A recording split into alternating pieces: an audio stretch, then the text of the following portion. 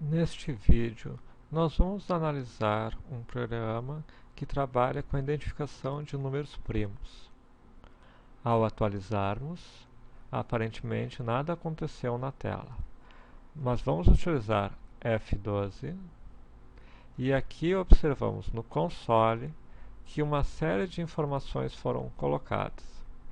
Vamos subir para o início dela e o que nós temos aqui são exatamente os números primos: 2, 3, 5, 7, 11, 13, 17, 19, 23.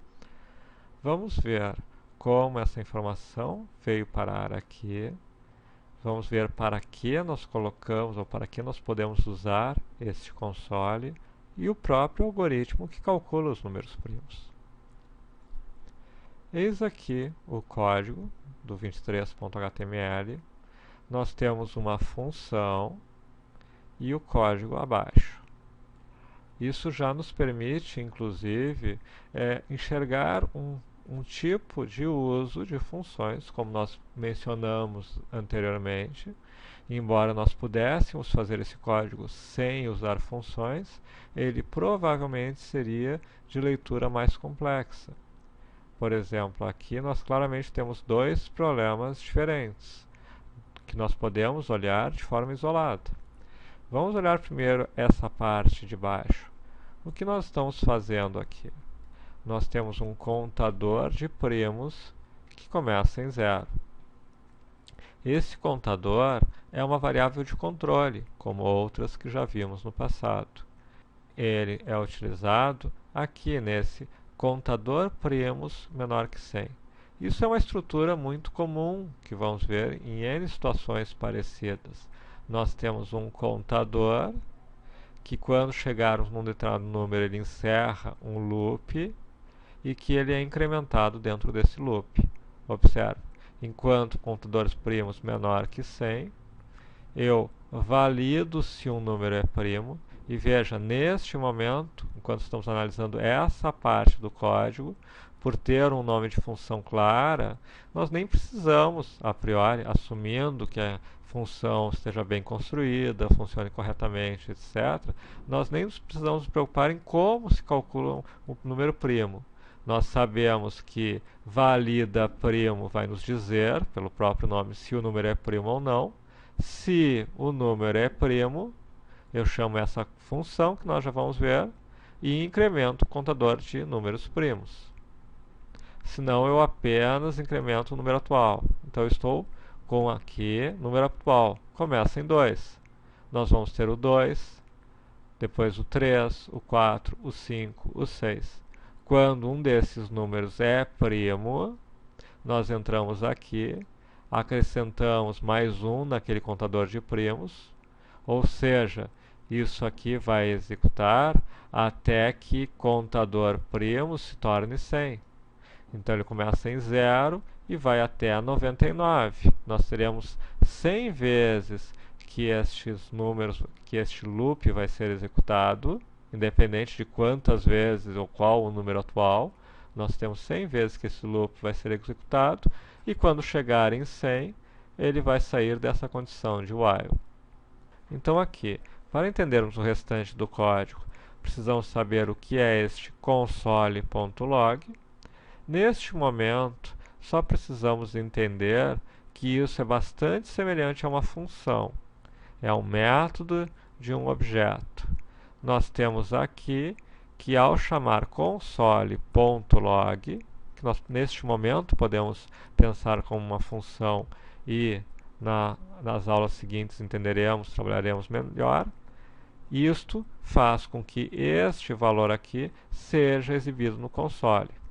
É quase igual ao alerta, só que o alerta abre uma janela com a informação e o console.log exibe naquela janela de log. É esta janela aqui que só é aberta pelo F12 ou pelo botão direito, que basicamente é usada por programadores e web designers e que a priori não é relevante para um usuário típico do site e que nos permite mais facilmente ver alguns tipos de informação na comparação com o alerta. Bom, mas aqui nós temos também a função em si valida primo. Essa função, ao receber um número, faz um cálculo de um while, ela começa em 2 e vai até número mais 1 dividido por 2. Basicamente isso significa o seguinte: se eu quero testar que se o número 30 é primo ou não, eu não preciso testar ele com 16, 17, 18. Eu vou até o 14, 15, ou antes, se eu souber antes que o número não é primo. Se ele fosse um número primo, eu só preciso chegar até a metade dele. A partir daí eu sei que não vai ser dividido. Se um número é maior do que a metade do outro, ele não vai ser um divisor do outro.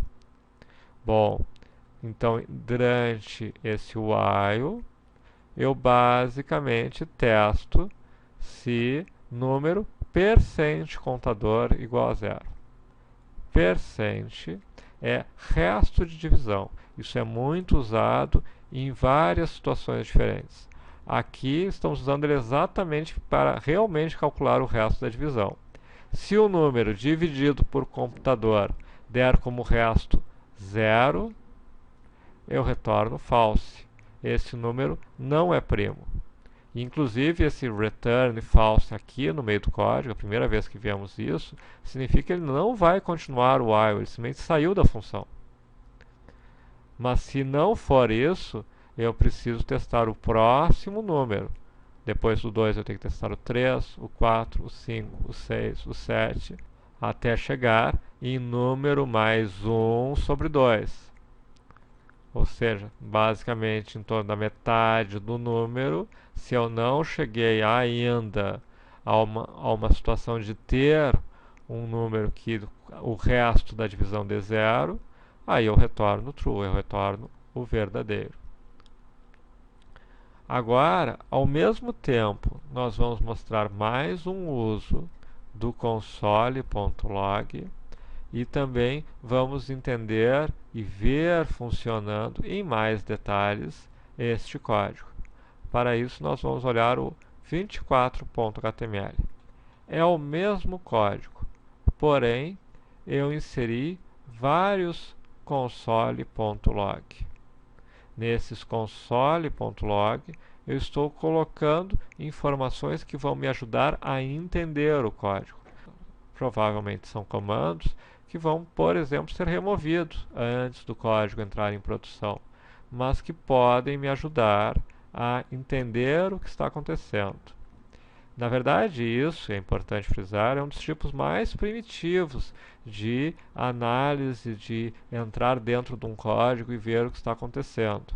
Mas é importante saber como fazer esse tipo de análise também. Existem ferramentas bastante sofisticadas que permitem que nós acompanhemos passo a passo o que acontece em um programa. Mas existem situações em que o console.log também se revela útil. Então, basicamente, o que eu fiz aqui foi colocar vários console.logs que nos dão informações do que está acontecendo ao longo do cálculo. Vamos ver isso na prática para entendermos melhor.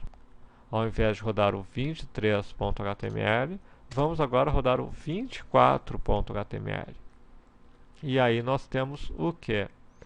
Várias informações que nos ajudam a entender o algoritmo em si. Vamos validar se 2 é primo, chamando a função validaPrimo.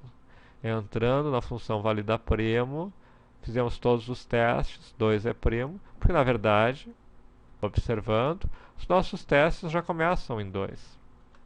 Então no 2, no 3, não dizem muita coisa. Já o 4 já temos uma informação interessante. Vamos validar se 4 é primo, chamando a função validaPrimo. Entramos, testando se 4 é divisível por 2.